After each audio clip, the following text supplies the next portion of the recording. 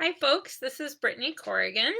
I'm a poet from Portland, Oregon, and I am super excited to be here for Poets in Pajamas today in my cute little fox and owl and penguin pajamas for you. While we let folks join here for a few minutes, I'm just going to tell you a little bit about some of the work that I'm going to. So I'm going to read a few poems to you from my newest collection, Daughters, which just came out a couple of weeks ago from Airlie Press.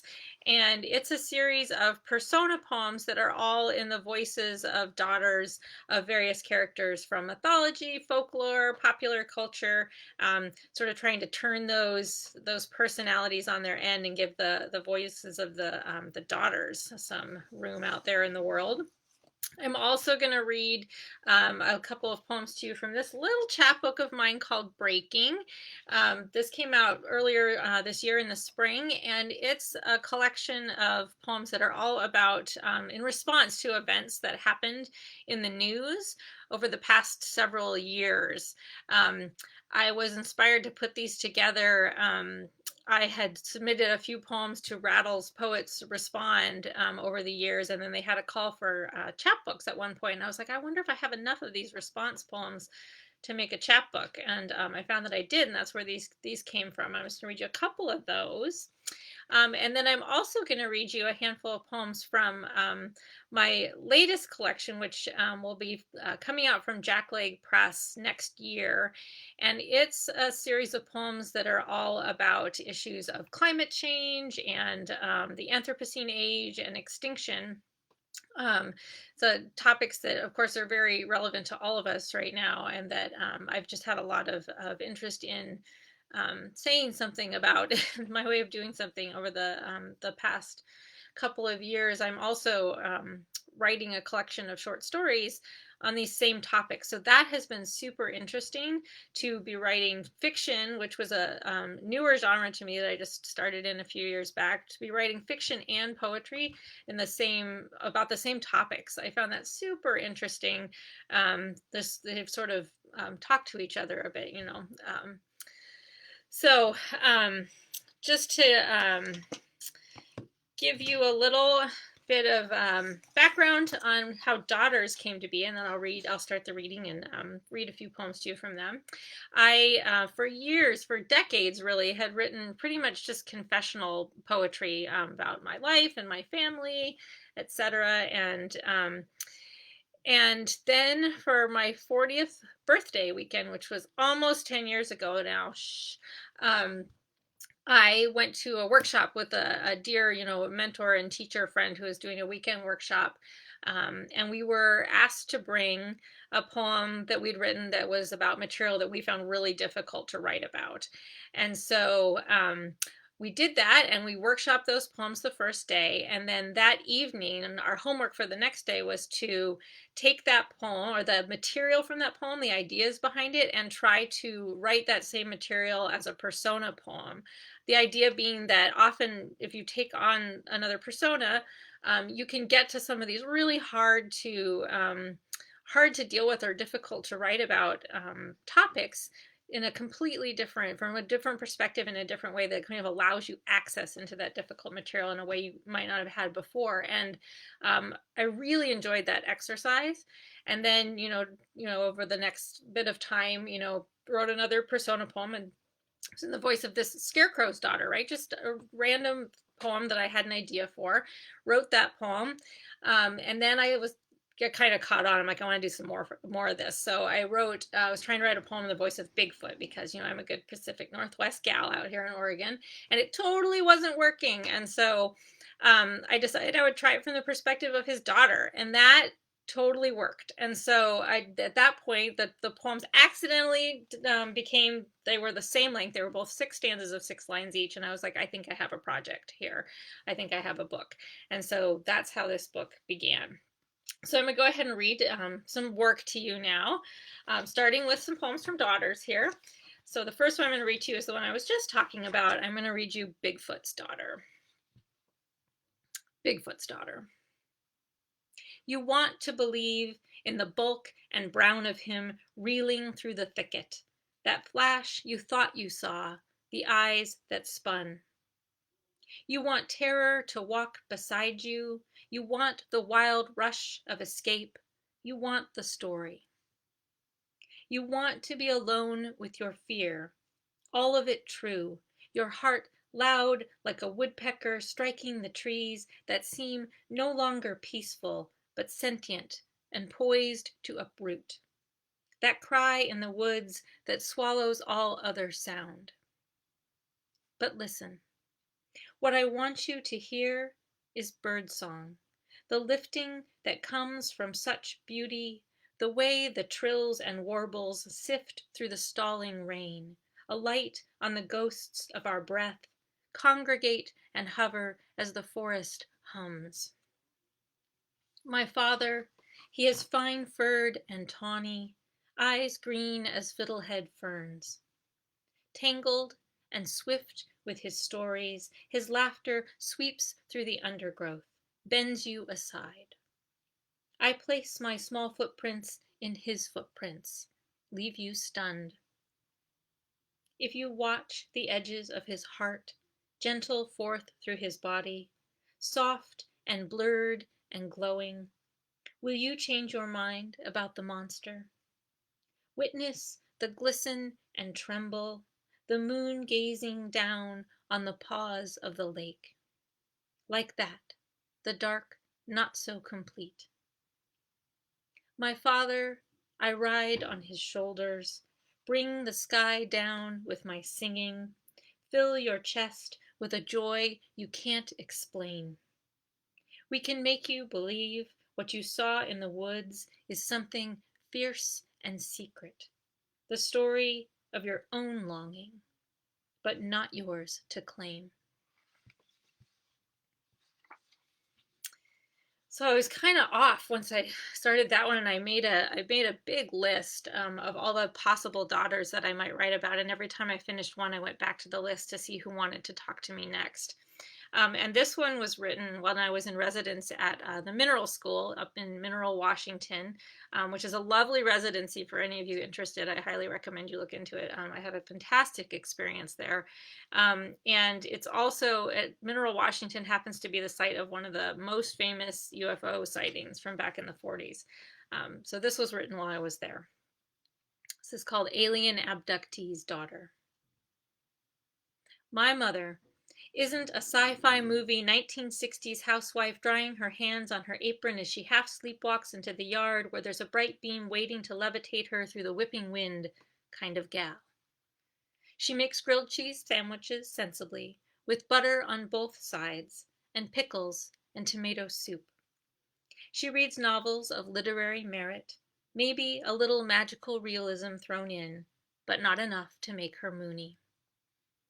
She believes in ghosts, it's true, the same way she believes in mathematics. The beauty of theories and formulations, the attempt to enumerate all things, black holes, gravity, planetary orbits and tides, weather, dark matter, energy. What I'm saying is, I believe her. If she lost time, it likely was because of the UFO. I mean, she's not an invents bedtime stories kind of mom. There's nothing impossible about it. It all comes down to simple math. Listen, my father's not really my father. That's what I'm trying to tell you. When he's gone, we know exactly where he goes. You can smell it on his clothes, sour and sloppy. My mother was returned only slightly disheveled and carrying me. See, my skin has a shimmery gray undertone. Just look at my whopping green eyes. We don't need my father anymore. They're coming back for us. I can feel it. That's why my mother stands in the yard every night, crying, holding my hand. We're certain. We know the lights will come. So I'm going to read you just one more daughter. And this one's going to tie into the poems I'm going to read you next from Breaking as well. So this one, and I tried to balance too when I was writing these that some were written about daughters of to their fathers and some to mothers, um, and this one is about a mother. So astronaut's daughter. First, you must understand how small we really are, how the intricate world beneath our skins is but a blip, like that waking moment when dreams disintegrate to debris. Even the scale of our destruction is minute. Our genocides, our wars, our extinctions and erosions, our ability to change the very atmosphere we're in, melt glaciers, conjure hurricanes and heat. It's all just a speck from out there in the cold and black, out among the whirling gaseous spheres caught in their orbital spins, out among the burning bodies of stars bombarding us with ancient light. My mother knows there is a universe inside her, thousands of possibilities for the formation of life, improbability of collision, rapidity of expansion, tethered floating in a weightless world. And yet, she has left me, her little planet, I who cannot escape my elliptical love for her, to travel so far above the earth that I am but atoms among atoms, bumping up against dark matter in my fitful sleep. But my heart is telescopic. I look up, and the stars could be street lamps, the moon a sliver of melon she's sliced for my plate. I believe that my longing's gravitational. I imagine she can feel it from space. So it's a little sampling here of Daughters. If you're interested in it, it's out from Airlie Press, just came out earlier this month. So I want to read you now two poems from this little chapbook, Breaking, which, as I said at the beginning, is poems that respond to events in the news over the past several years. So this first one, this one was written after the female pilot who safely landed Southwest Airlines Flight 1380 with only one casualty on April 17th, 2018. And this poem is written to for the pilot, whose name was Tammy Jo Schultz. Unflap, for Tammy Jo Schultz and the rest of us. When all the wide world is unhinged, not just the weather with its conniption of extremes, but also the cracking open of our species, the dark fringes scrabbling their way to light. That's when we most need the pilot, the level-headed timbre of her voice through the crisp altitude of air. It's not just 149 souls on that plane as it tilts and plummets. It's all of us reaching up for the oxygen masks, all of us trying to pull one another back in. We need how she navigates us through the turbulence of fear, how she calmly corrects to our destination, how she asks for everything we'll need. We are single engine and gaping, but we're not blazing yet. The pilot, she soothes, and we are bracing. We trust her while we descend, this voice not angelic or steel, no, she's just human. But she's carrying all of us, the blue smudged to a blur, despair now clinking wildly at our ears. We are peeled open and falling, but she is what we need. A clear, sane winging back to earth. No, not all of us, but most of us. The gravity of our hearts plunging for what we've lost, gripping onto each other, remembering what's worth saving as the mess of us lands. Then on a related up in the air note, this last one I'm going to read you from this collection is called Astro Sisters, and this was written after the first all-female spacewalk outside of the International Space Station on October 18th, 2019, and the two astronauts from that mission called themselves Astro Sisters. Astro Sisters. On the earth that passes beneath, leaves brighten, nova-like, in the cooling air, and young girls ready their costumes for Halloween.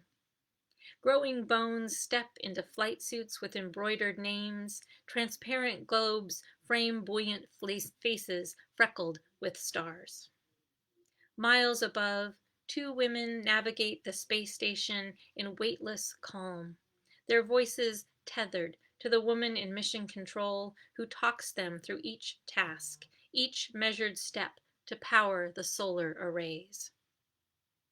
Like the pace of this spacewalk, we have come to this moment slowly, when the women do their work in the universe and their male crewmates look out through the glass. As the Astro Sisters climb their way back into the airlock, Girl Scout troops are rapt with attention. Teenage girls in physics class follow the live stream on the miracles of tiny screens in their palms. And the little daughters, not yet in school, watch as the hatch door opens. And where once there was darkness, now there is infinite space. All right. So I'm just going to read you a couple of poems from this forthcoming collection, and then I'll take some questions after that. So this manuscript is all, as I was saying, poems about the Anthropocene, climate change, extinction, and this first one is what I call one of my World Without Us poems. So this is The Strip Mall Changes Its Mind. At first, it took comfort in the scents from body beyond. Floral powders and cinnamon lotions mingled in the stuffy dim. It watched over so many unfooted shoes. Bright dresses called out in bold prints to suits in the dry cleaner's rack, still rows of ghosts. Then the grief set in. The conveyor belt of Sushi Town twisted like an empty gut. Its capillaries of people gone, quiet at the heart. Undone, it hardly noticed windows shattering, walls crumbling as trees limbed their way in. Sunlight on every rain-warped floor. Missing the humans with their electric bodies, wires and pipes spilled out between unmoved beams. Tireless beaks bored holes in everything. But the moss was so soft. It made the unframing bearable. Signs unlatched, bedded down in tendrilled leaves. When the fox moved in, birthed two russet kits in a thicketed shopping cart, wind like a breath, a sigh, rose past the splintered rafters, the unlit lights. And so it happened, the forgetting, painless, its tender reclaiming, dangling ceiling tiles, sloppy with stars. There's also several poems in this collection that are about unloved animals, and especially ones that we live with within our own urban landscape, those of us who live in the urban landscape. But I think they should be celebrated. So this is Opossum Nocturne, because they were here first. Opossum Nocturne. Perhaps it is poor night vision that keeps us from seeing how you preen our streets, devouring what the sunlit crows have left behind. We misunderstand your mouth, crowded with keen-edged teeth that dissect and undo the flesh we are too squeamish, too unbrave to carry with our human hands. We should envy how your thanatotic form, how death visits you but then retreats.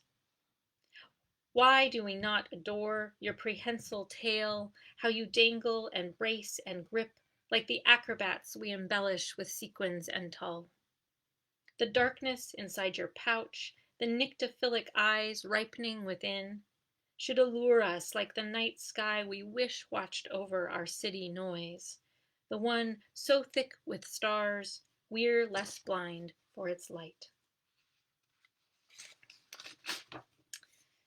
And then throughout the manuscript, there's these tiny little poems for different endangered species that I call the Anthropocene blessing. So I'm going to read you just one of those. This is Anthropocene Blessing Orangutan. Person of the forest, you whose skeleton is shaped for arboreal life, you of the curved fingers and toes, you fist walker, you with your suspensory hook grip. May your rufous hair center you like the sun. May the fruit you hold to your long calling mouth be a planet from which you suckle.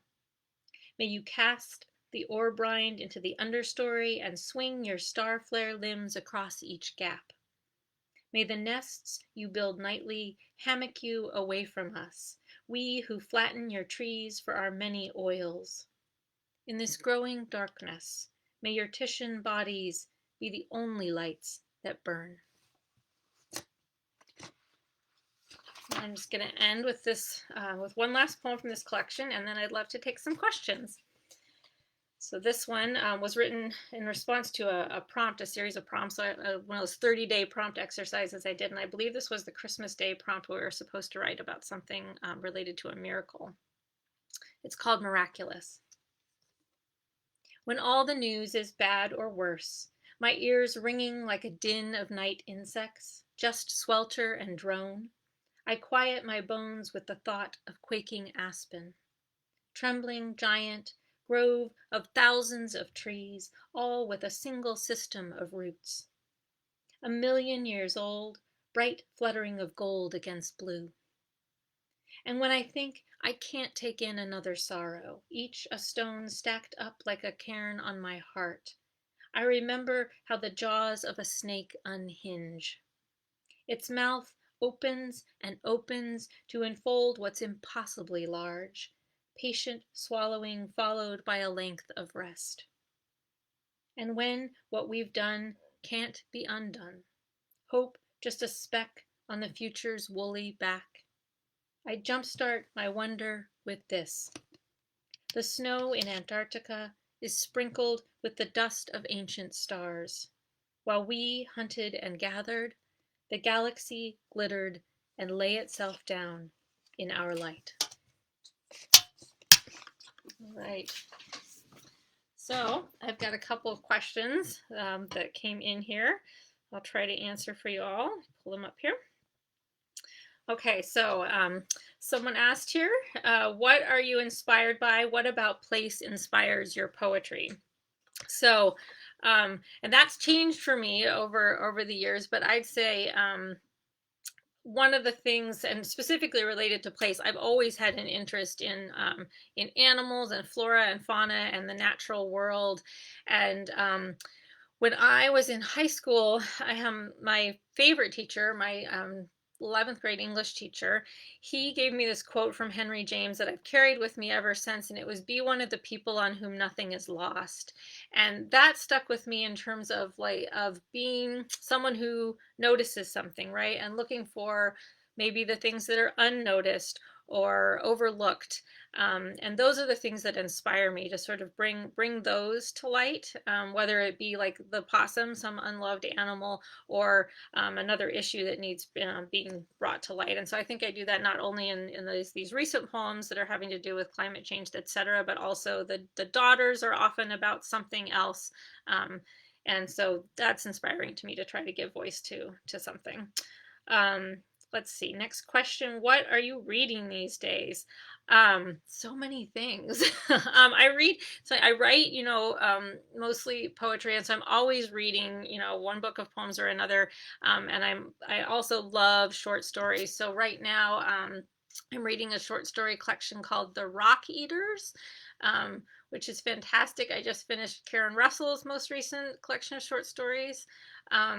Poetry Rise, I just this is the book I've gotten most recently. It's this tiny little chapbook called Field Guide to Invasive Species of Minnesota by Amelia Gorman. So I just started this, and it's beautiful. It's got all these little illustrations of the different invasive species along with the poems. So that's something that I'm currently reading. But favorite poets, I love Amy Nezuko and Natalie Diaz and Ada Limon. Those are some of my current favorites, and so I'm always also sort of reading their work alongside whatever else I'm reading.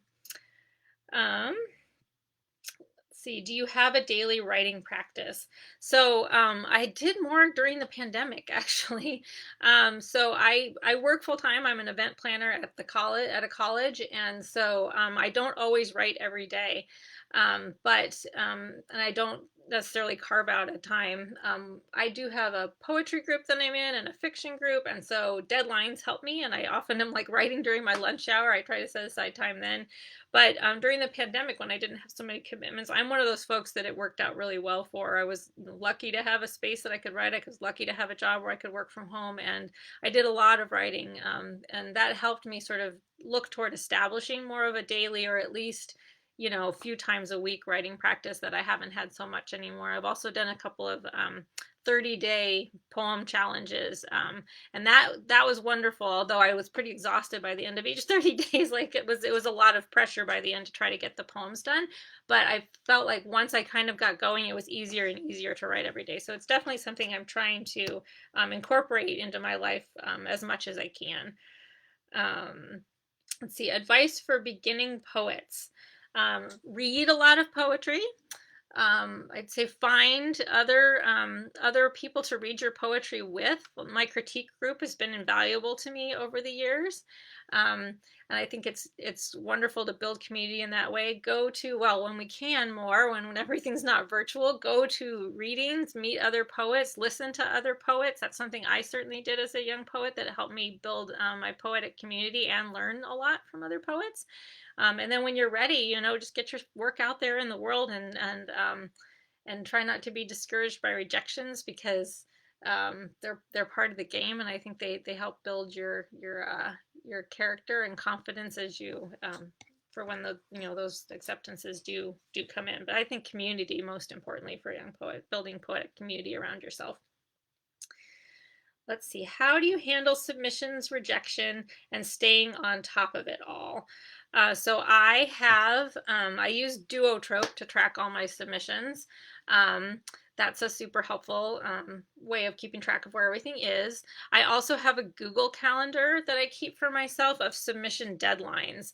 And I try to spread them out for myself so it doesn't feel so overwhelming. And so I try to do, if not every day, at least, several times a week.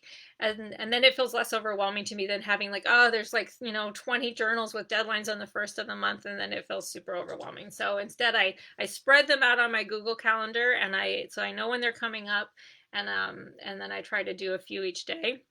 And I find those places by, I pay attention to where friends have been published and authors I've admired have been published, and then I go and check out those journals myself and read through them, and if I like them, I look to see when their submissions window is and put that on my calendar. And so that's how I keep track. It's lists and calendars.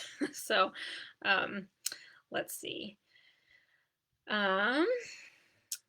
There's a question from Irene Cooper regarding daughters. Did the 6x6 form always feel generous in terms of process, or was it sometimes more of a challenge or struggle? So this is great. This will be a great last question to end on here. So as I said, like when I started them, it was accidental, the 6x6. It just happened with those first two poems. And then I sort of set myself the challenge, as if writing 50 persona poems in the Voices of Daughters wasn't challenge enough. I was also going to write them all in the same form.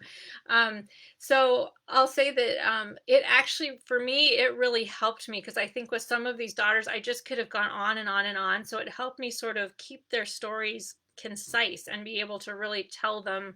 I knew how much time I had, and it would sort of help me wrap them up or hone in on what I really wanted to say. But it also, the 6x6 could get a little, I think, boring for a reader. And so I did start to play around as I started writing with doing some concrete poems. They're still all 6 stanzas of 6 lines each, but these, like, I don't know how well you can see this out there in Facebook land, but this one is Snake Charmer's Daughter, and it's in the shape of a snake coming out of a basket. And Alligator Wrestler's Daughter is in the shape of an alligator. This was the most challenging one. And so these were super fun. So when I was getting bored with that 6x6, I would set myself the challenge of trying to write something in a shape. Was another kind of exercise. Here's Beekeeper's Daughter. She's a little hive. honeycomb hive. So that was super fun, and I think more fun for the readers too as they're reading along. And it helped for me to help distinguish the voices from one another, because that was something that was really challenging for me too, was to make them all be in their own voices and not all in my voice. So that's how I went about them. So I see we're at time here. So thank you all so much for tuning in and listening. And my website information should be in the information about this video here if you're interested in reading more. And feel free to reach out to me too. I love fan mail and talking to people. And have a good evening, everyone. Good night.